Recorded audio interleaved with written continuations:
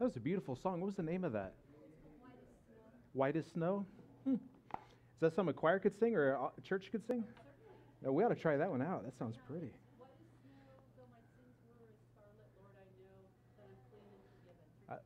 I love that. Yeah, definitely. We need to sing that song. Good evening. It's been a while since we met together on a Sunday evening like this. Over the summertime, we had our small groups, and I had a great time facilitating the small groups over the past 13 weeks with our homework series, and hope you got something out of it. I know I certainly did.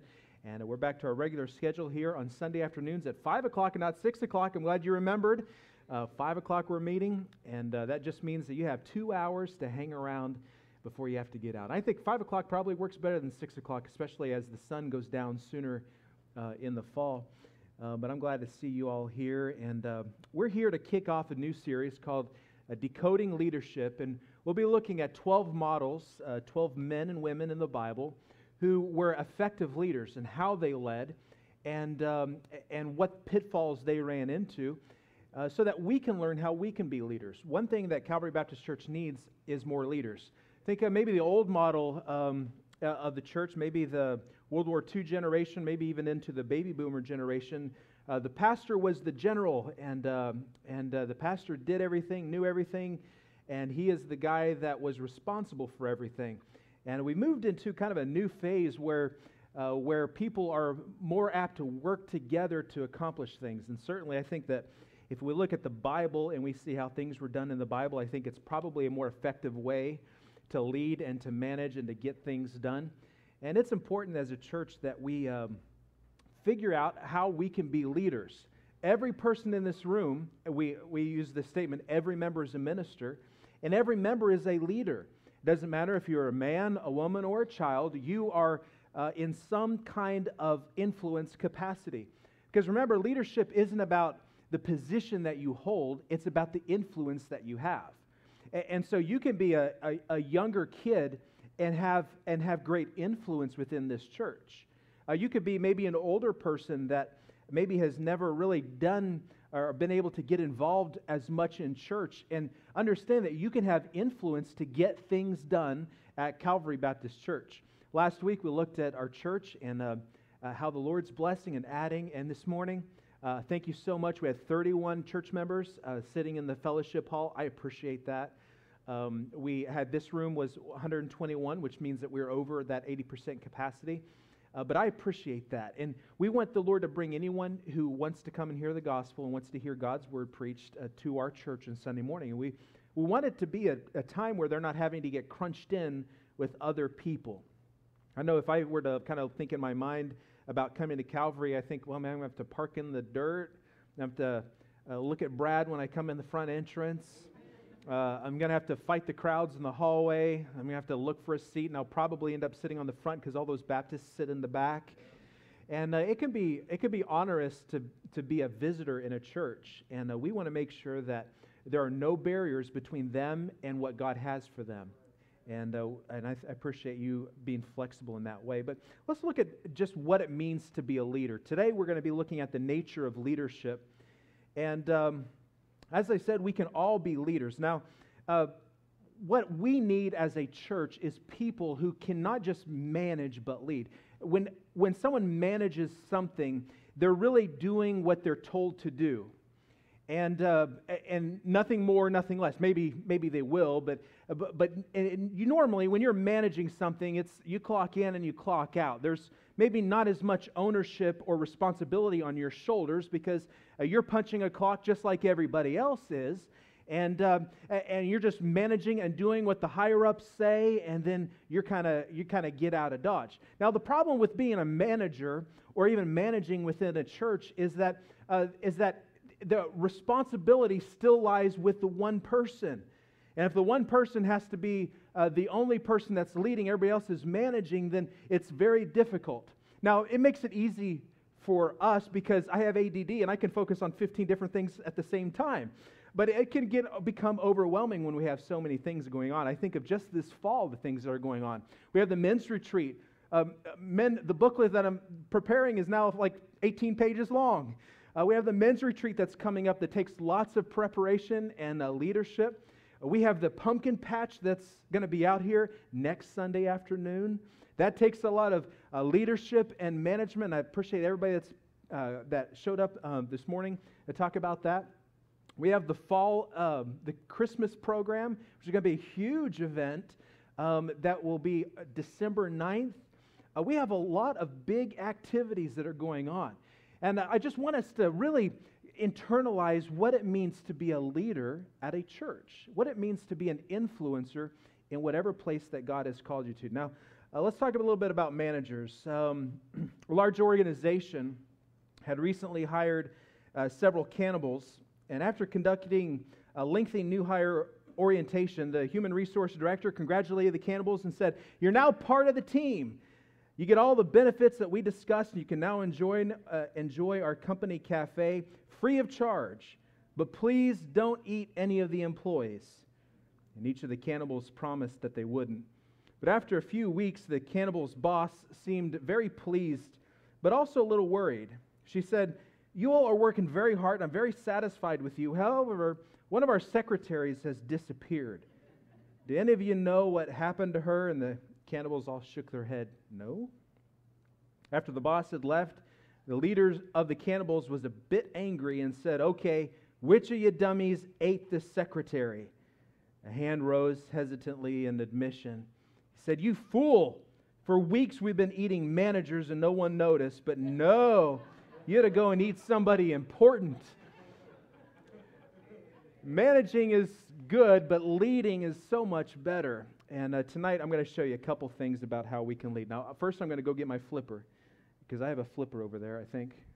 Timothy Landing, is it? Yeah. So you're going to hear me huff and puff as I breathe and walk.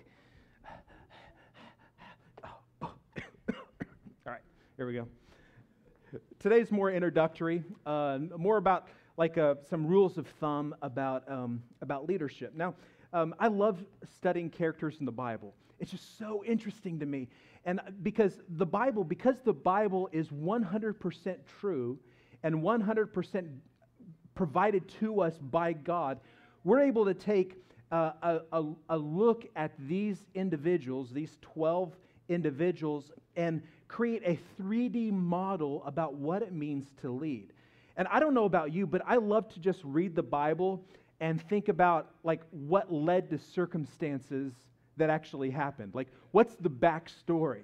And as we go through this leadership course, you'll see some of that three-dimensional views of these leaders in the Bible. Well, this evening, we're going to look at what it means to just to the nature of leadership and how we can lead, and then we'll be done. All right, so let's talk about some quotes from leaders about leadership. Old Chinese proverb said, "He who thinketh he leadeth, and no one is following, is just taking a walk." How many of you sometimes feel like that? Just taking a walk. But what is leadership? Here are some great quotes about what leadership is all about. Leadership is the art of getting average people to do great work. Here's another quote. Leadership is the activity of influencing people to cooperate towards some goal which they come to find desirable. Here's another one. Leaders have two important characteristics. First, they're going somewhere, and second, they're able to persuade other people to go with them. Now, as we're looking at these quotes, I want you to think about two things. Number one, I want you to think about your role in your ministry here at the church. We have lots of different roles. We have nursery leaders. We have greeters and greeter leaders. We have ushers and usher leaders. We have sports activities and sports leaders. We have school and school leaders. We have room IT sound leaders. We have leaders all over the place. And I want you to think about these quotes in relation to what you do in church. Because when we look at this, it says leaders have two important characteristics. Number one, they're going somewhere. When you think about your department or your area, where is it going? When you think about your care group, where is your care group going? What is it that you believe that care group should be like? What should it be like? And second, they're able to persuade other people to go with them. That's what leadership is. It's persuasion, not necessarily beating people over the head, though sometimes that works. Leadership is the art of changing a group from what is to what ought to be. Do you notice that every one of these quotes is about leadership moving people from one place to another? And whenever you think of church, this is a place where people move from one place to another, right? We move in a place from darkness to light. We move in a place from immaturity to maturity. We move in a place from unfaithfulness to faithfulness. A church is a place of movement. And it's a place where leaders can move and should be moving and helping people grow. I don't want anyone to ever leave Calvary's, a ministry at Calvary, and not understand that they've grown in some capacity. And to me, I love that. There's no better place to fail in your leadership than at Calvary Baptist Church. Not that we want you to be a failure, but if you fail at work, you're going to have someone looking at you or someone criticizing you. But when you fail in church, you just get back up and do it again or figure out how to do it better.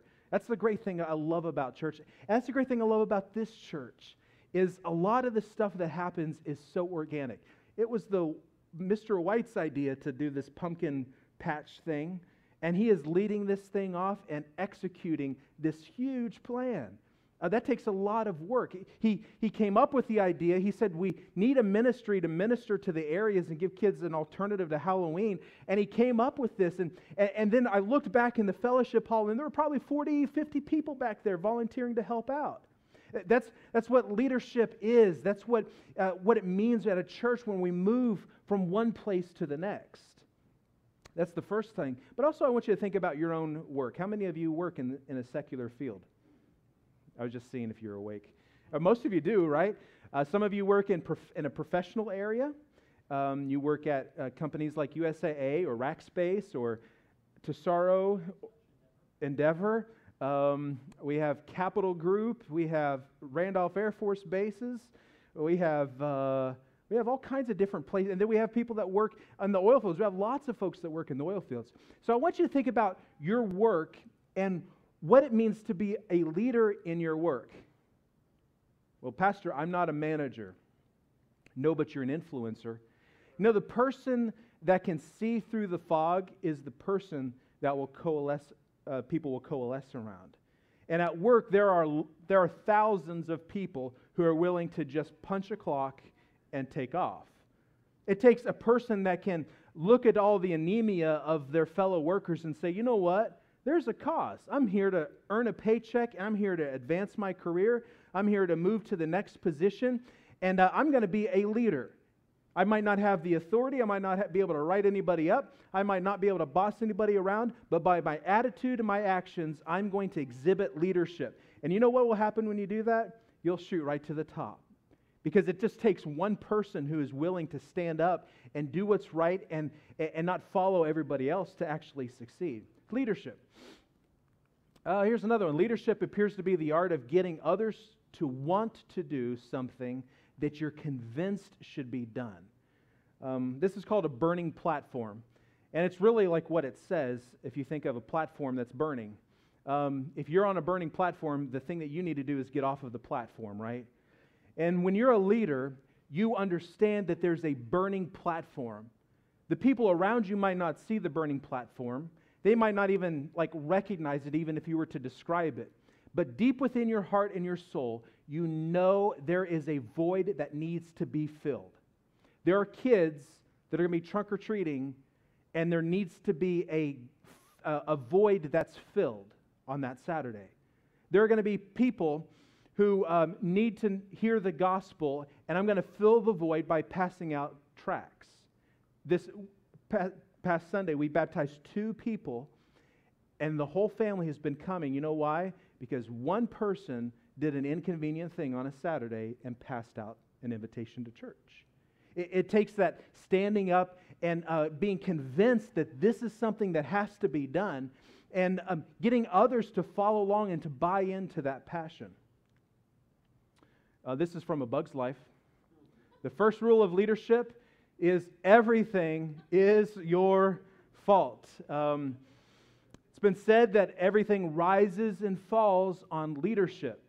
And leadership, it's been said, is seeing the invisible and having a passion and a drive that pulls you out of comfort to discomfort. It's the thing that drives and motivates you. It's the thing that keeps you up at night. It's the thing that you worry about. It's the thing you're passionate about. It's the thing that you feel defines your life. So I ask you, what defines your life? What is that thing that defines who you are? The passion that you have. Some people have a passion for little kids. You're perfect for the nursery. Some people don't have a passion for little kids. Maybe you have a passion in this community to volunteer to help out in these different community activities. Like we had the parade, and we have Worst Fest coming up, and we have Wussel Fest coming up, and maybe you go to Wussel Fest and you see all these people. You know what Wussel Fest is, right? You San Antonio people, you know. You drink Wussel. No, I know how to pronounce it. I've been here all my life. I know how to. It's Wussel. But it's seeing the crowds coming to Wussel Fest and saying, look at all these faces. Why isn't there a big banner of Calvary Baptist Church here? It's that passion. What drives and motivates you? If you can't think of anything, come see me after the service. I'll figure out something for you. Because there is something within you that you're passionate about. It just needs to be uncovered. And as we go through even today, I hope you see that God has enabled you and prepared you for a very special ministry here at this church.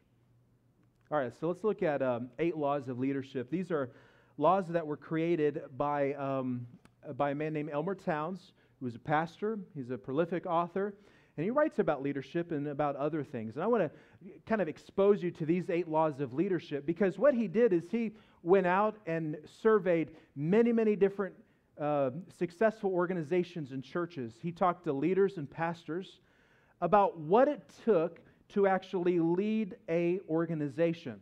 And we'll go through these very quickly, but I want you to think about these laws and how they might apply to that thing that you're passionate about. All right? Number 1, there's the law of dreams. The law of dreams is that people will follow somebody who has a passion and a desire to reach a specific objective. The law of dreams is somebody that can paint a picture of the invisible so that within the mind's eye, people are activated to follow that. I think of Martin Luther King Jr., who said, I have a dream that a black boy and a white boy could play together. This was a man who was driven by passion for something that could not be seen and at that time would not have even been thought of or realized. It's the law of dreams. It's getting people to buy into the passion that you have for what God has placed upon your heart. The law of dreams. Number 2, there's the law of rewards. People follow leaders who provide rewards from their self-chosen goals. Things that get rewarded get done. Things that get rewarded get done. The law of rewards is saying, look, let's move toward this thing and picture what the reward will be once we get there. Once we see 2 people get baptized. Man, that's a reward, isn't it, in and of itself?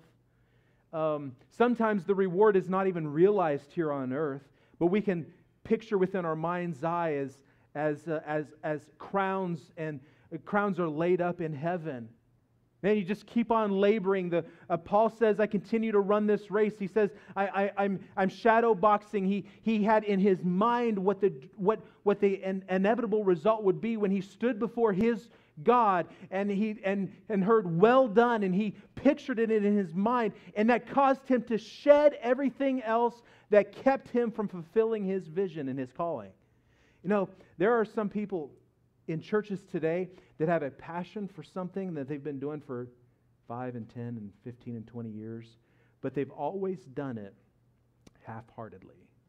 They've never just really bought into the idea that what is happening and what they're working on is of eternal significance. The law of rewards. Number 3, the law of credibility. People follow a leader when they have confidence in that person's plans. This is a leader who believes in his followers, and his followers believe that he can get it done. This is the law of having confidence.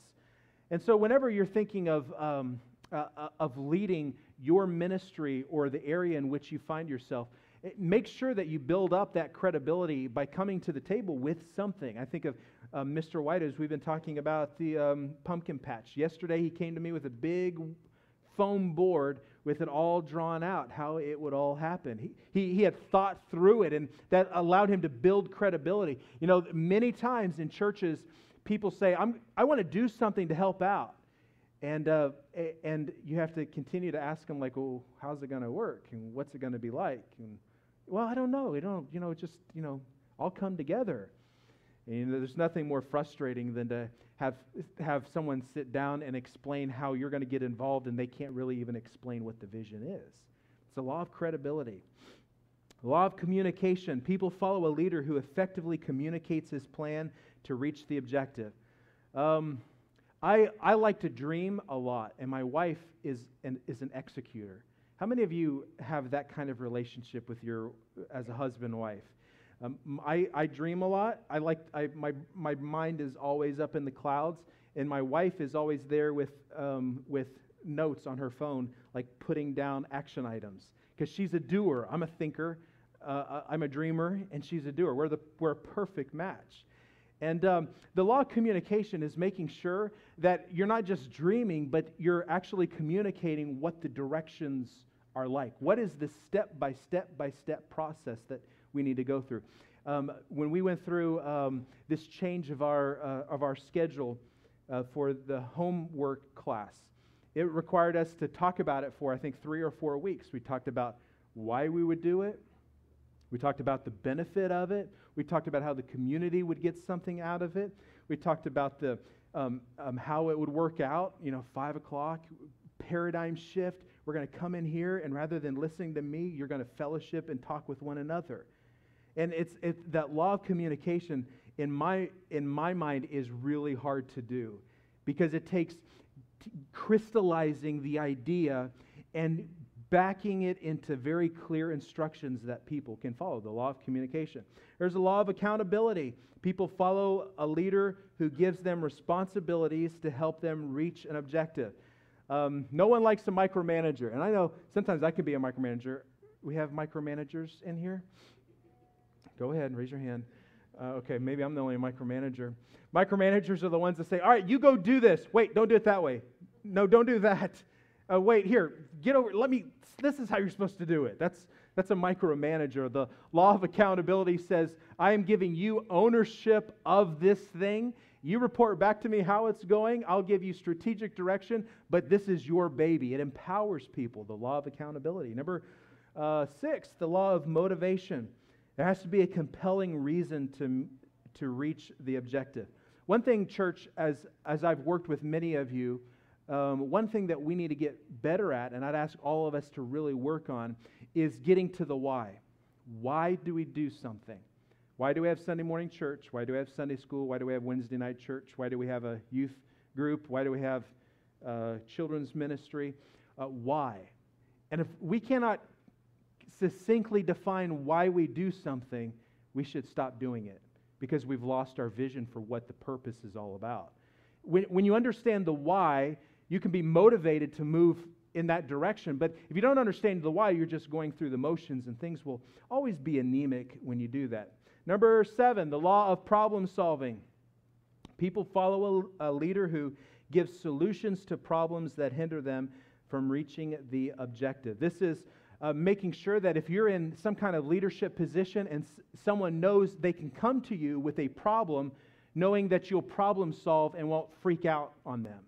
They know that they can come to you and say, this is my dilemma, and that you'll listen, internalize, and problem solve with them and give them something back. The law of problem solving. Next, the law of decision making. People follow leaders who give answers to the decisions involved in their objective. One of the most difficult things in leading in your work or at church or any place else is having to make decisions. Have you ever got tired of making decisions? You have to make decisions at work, and then you come home, you have to make decisions with your kids, and then you have to go to church and you have to make decisions. And sometimes having to make decisions can get kind of overwhelming and tiring. But the law of decision making is understanding that the leadership role that you have requires you to make decisions and to execute faithfully on those decisions. Those are the 8 laws of leadership that are found in Elmer Towns' book, The 8 Laws of Leadership, that you can check out. But let's talk about how your spiritual gifts influence your leadership style. Now, the Bible demonstrates our spiritual gifts in basically 3 places. First is in 1 Corinthians chapter 12. The second is in Ephesians chapter 4. And the third is in Romans chapter 12. And in each one of these places, the Bible lays out the kinds of people that God gives to the church. And if you look at the descriptions, and we'll go through them here quickly in a moment, you'll see that the church is made up of different kinds of people. There are people that are good at one thing and bad at another thing. There are people that are good at communicating and bad at other things. And it's just amazing that God brings this all together to complement one another. So let's look at these gifts. Now, this is what I want you to do. We're going to look at spiritual gifts, and we're going to look at personality types. And I want you to write down who you think you are, okay? So you only have to write down 2 names. The one is your spiritual gift, what you think your spiritual gift is, and the other one is your personality type. Because as we go through this series, we're going to talk about these different personality types and how these spiritual gifts can complement and work within the 12 leaders that we're going to look at. All right, so let's look at our spiritual gifts. The first spiritual gift is the gift of prophecy. The gift of prophecy. This is the special ability to see the influence of evil, much like the Old Testament prophets did. A person that has the gift of prophecy is somebody that has a deep passion to defend God. This is the person that enjoys just doing practical things to serve the Lord. They enjoy preparing the meeting room. They enjoy cleaning the church. They enjoy just doing all the back office things. They don't want to be on the stage singing or preaching. They just love to help and support out. The gift of helps. Number 3, there's the gift of teaching.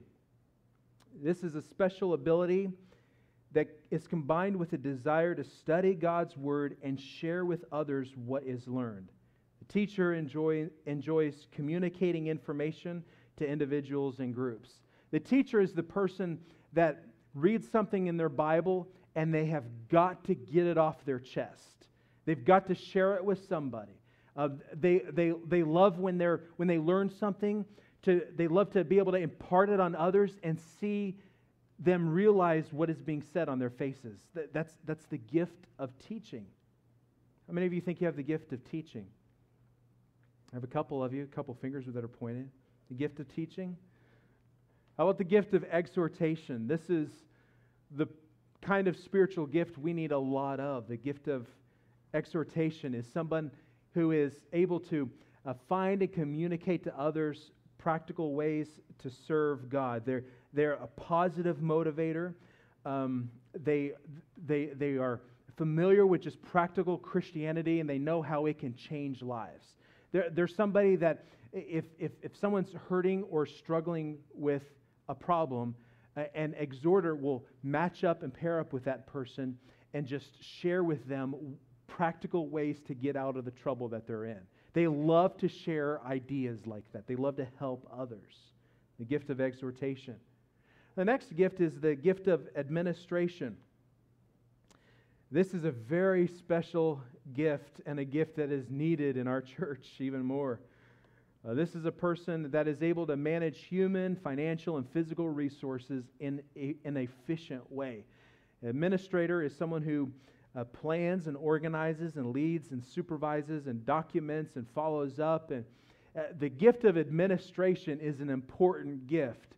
And my wife has the gift of administration, by the way. She has to. I don't know. I haven't asked her, but she was born to be a secretary.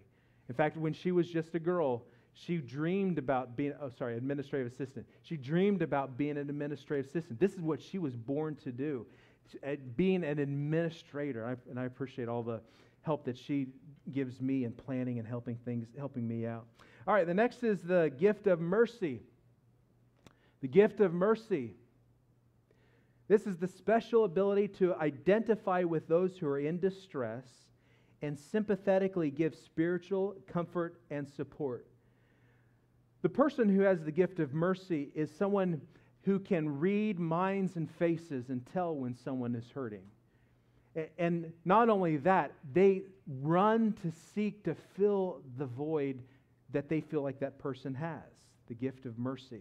They come alongside, just like the Holy Spirit, they come alongside somebody, and like I would see that person, I think they're just fine. The mercy person sees them and comes up and says, tell me what's wrong, and the person just breaks down in tears.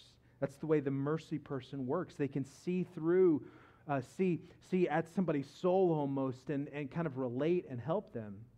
The gift of mercy. There's the gift of evangelism. This is the special ability to present the gospel and lead unsaved people to make a decision for Christ. They're passionate about souls. They have a clear understanding of what the gospel is. They maybe have a tendency to be confrontational in approaching people, but they have a sense of urgency to get the message across. The gift of evangelism. The next and last gift is the gift of shepherding. This is the special ability to lead a group of believers. The shepherd, who is like a group leader or a care group leader, is someone who has a desire to help the group determine its spiritual goals and provide direction to help them move toward that goal. They're able to, as a shepherd, see harmful influences to their group and deal with those influences. They see maybe a person that is caustic or having a problem, and the shepherd is able to maybe deal with that person or deal with the group so that they all stay on the same page. So looking at those spiritual gifts, have you identified maybe a spiritual gift that you have? Now, you probably looked at these, and there were probably several of them, but I know there's one that's maybe predominant. And there are tests that you can take on the internet that will they'll ask you all kinds of questions and kind of help you figure out what that spiritual gift is. But no doubt, whatever spiritual gift you have, you're able to use it in God's service in church. And the best thing in the world to do is find something, is to match your spiritual gift with a need that might be found. And I think that if you have a strong spiritual gift, you've probably already kind of found your niche in here somewhere. If you have the gift of administration, you've probably figured out the places where we're bad at administrating, and you're kind of filling that void. You have the gift of mercy. You're like the hawk sitting in the hallway, monitoring and watching and looking for people that you can help. But these spiritual gifts are important. And if you're going to be a leader, an influencer in the church, you have to understand what God has given you and how you can use that.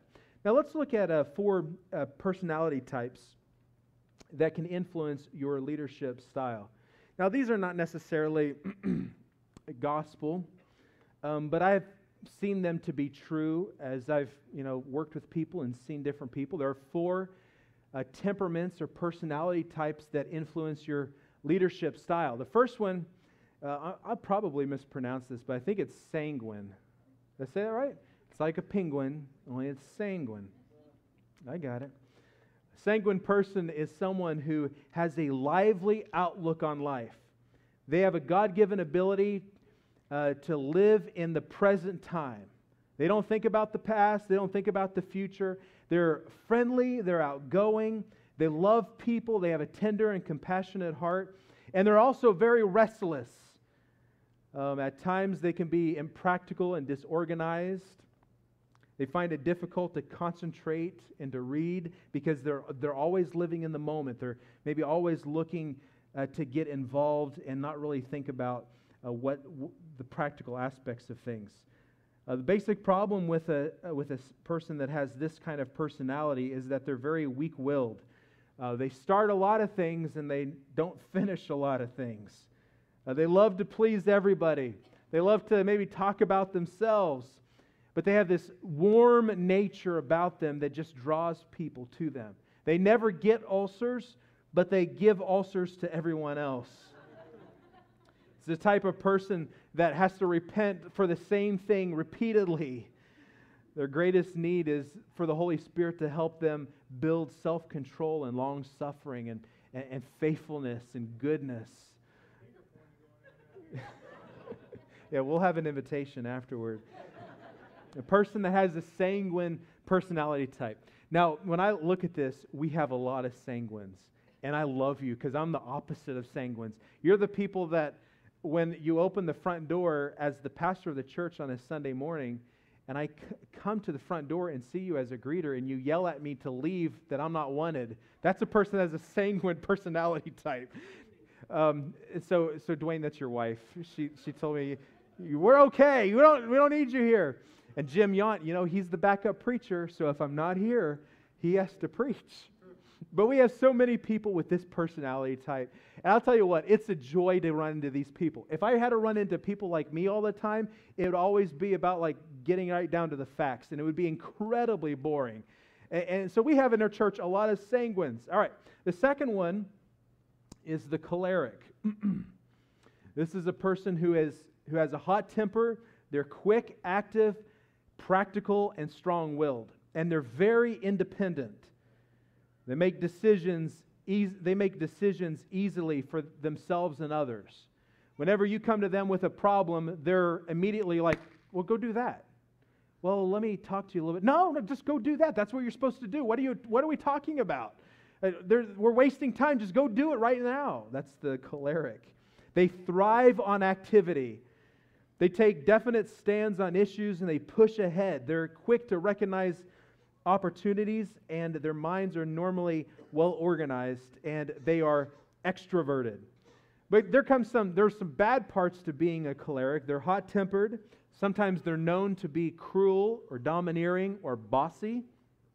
And sometimes they can come across as not having compassion. You know why? Because they always see the solution, and they're always focused on getting this done and getting that done and getting this done. This is a person who where's my notes? This is a person that finds it hard to understand when Christ says, without me, you can do nothing. Like, no, I got this under control. I know what I need to do. Why do I need to pray about it? I just need to go and do it. Is that Brad? But this is also a personality type that can get bitter if they're held back or things are not moving forward the way they think they should. They can get angry about it. A choleric finds it very difficult to apologize. It's like, let's not apologize and think about the past. Let's just move on and get the next thing done. This is a person that needs the fullness of the Holy Spirit to be gentle and long-suffering and meek and display the goodness of the Lord, the choleric. All right, let's look at the next one. Melancholy. Many people consider the melancholy to be the dark temperament or the black temperament. But really, this is the person this is the richest of the temperaments. This is a person that is very analytical.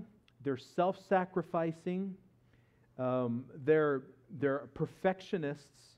They want things to be perfect all the time, and they are disappointed in themselves when it's not perfect. They're frustrated at the end of any work that they do because they think it could have been done better.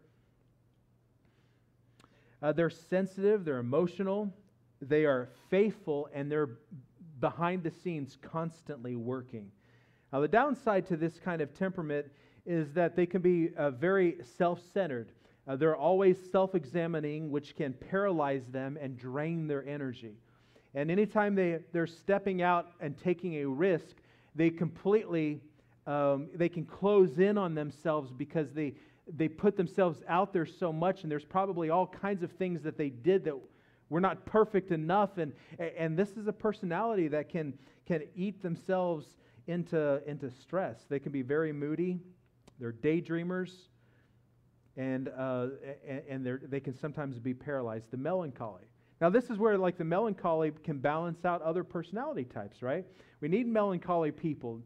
We need people that are like analytical and thinking, self-sacrificing, and perfectionists. You know, the sanguine is someone that says, "Oh, that's good enough." The melancholy is the person that says, "Let's like figure it out for 4 more weeks before we do anything with it." Melancholy. The last one is the phlegmatic. Phlegmatic is someone who views life as this happy, pleasant experience. But they're really someone that is unexcited by anything. They avoid as much involvement as possible. They're cool, they're calm, they're easygoing, they're balanced. They very rarely get ruffled. They're able to just keep their balance even when people freak out around them. They're cool, calm, easygoing, and have a dry sense of humor. They have a very high boiling point. It takes a lot to get them angry.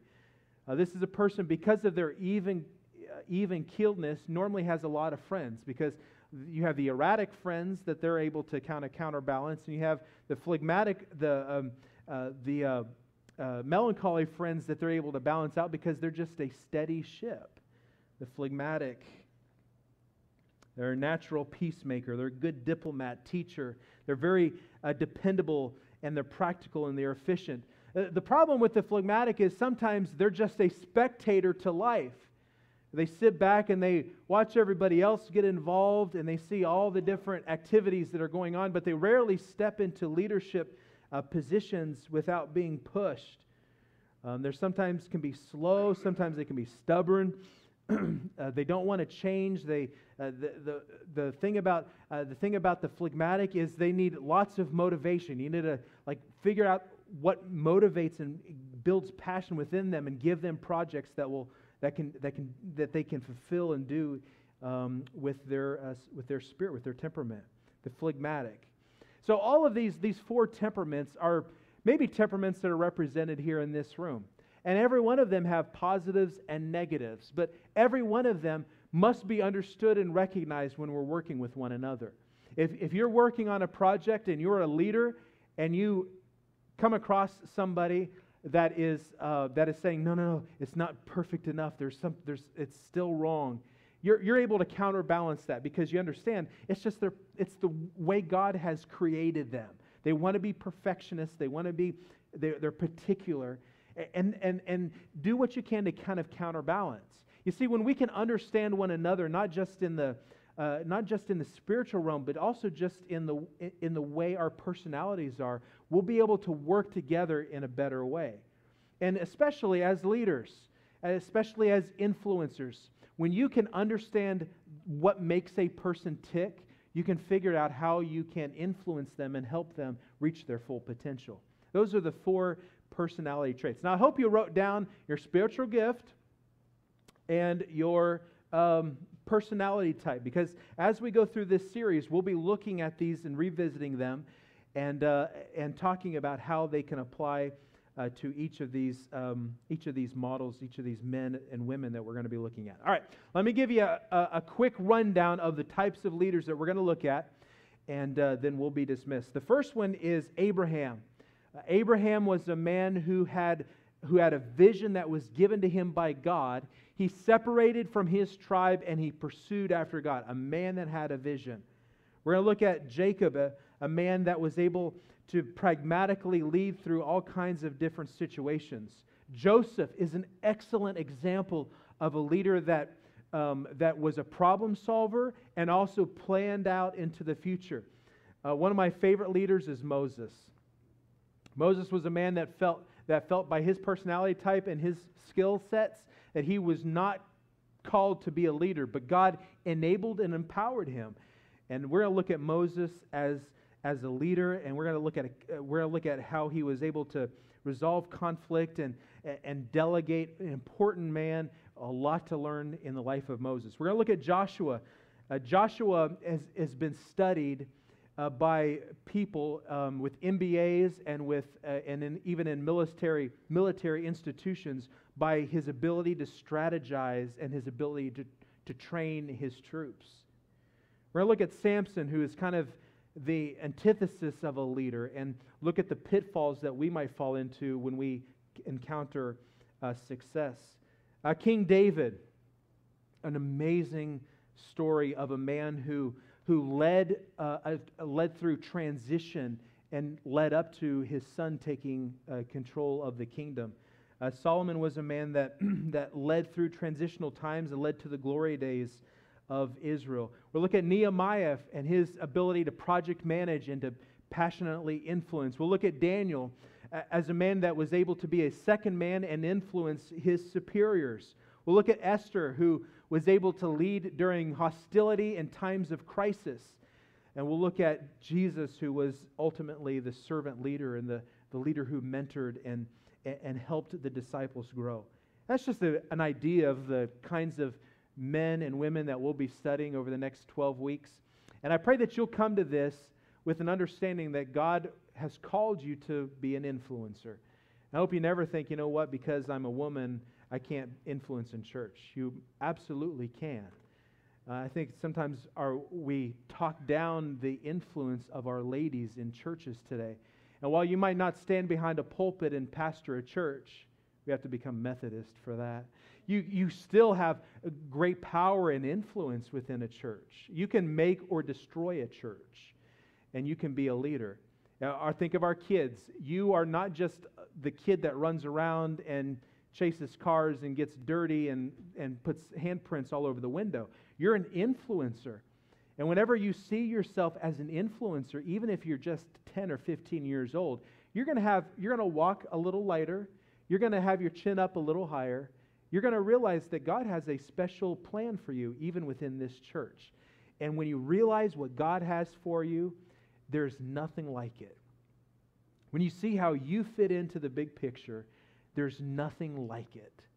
There's nothing like seeing how your skills and your temperament and your gifts fit into the body of Christ to go the next step in our church. And our church needs to go to the next step, and I'm praying about it, that the Lord will help us move from being a small church to a medium-sized church. It takes all of us united, working together to see God do a great work in this church and also in our community. Let's pray. Lord, I thank you that I get to stand before these leaders, people with great potential, with infinite potential.